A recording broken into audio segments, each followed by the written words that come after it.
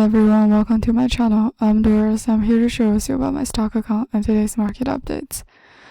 Today, the net asset of my account is 69,719.16.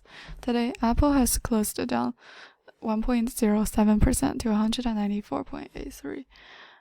SQQQ has closed down 4.48% to 14.06. SPY has closed down 1.39%, and United Natural Gas closed down 4.08%. Today, the market generally performed lower. Dow Jones Industrial Average closed down 1.27%.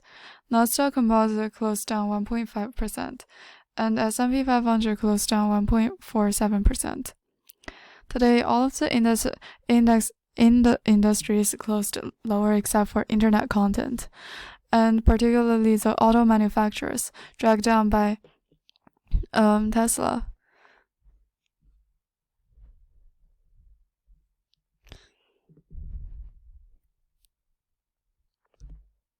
So today, Tesla has closed down 3.92% to 247.14, and let's take a look at how. First of all, let's take a look at JP Morgan's strategist prediction for 2024. Marko Kolanovic, a strategist at JP Morgan, has said that the Federal Reserve seems unlikely to cut interest rates quickly in 2024. According to him, investors have been too confident that the U.S. could avoid a recession next year and achieve a soft landing. In addition, the combination of high valuations, tighter credit spreads, and abnormally low volatility has led him to believe that it's not the time to buy stocks. We remain cautious on risk assets and the overall macro outlook, as the interest rate volatility should have a negative impact on economic activity, as well as a weakened consumer power, rising geopolitical risk, and expensive valuations for risk assets, he said.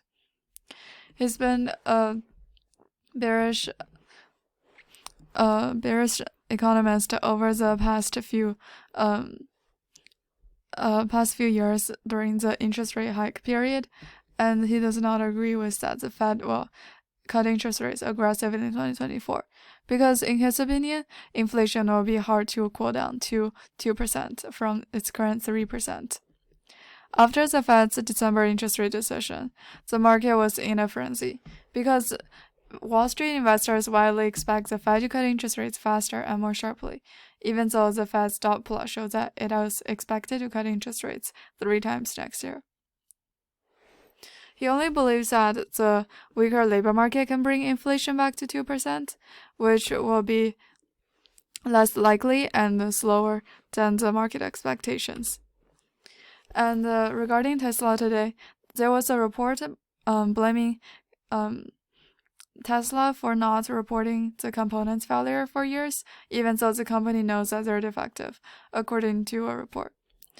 Thousands of Tesla owners have experienced premature failure of suspension or steering components, and many of them have had to pay for it, according to the report.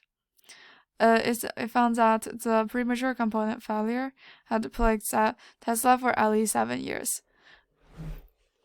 After an interview with over 20 Tesla drivers, the Tesla engineers, they internally refer to the issue as defects and failures, which means that they know about the issue. However, they have deliberately ignoring the complaints from customers and fail to properly disclose them to customers and regulators. Between 2016 and 2020, Tesla reported more than 400 complaints in China related to rear suspension linkage failures.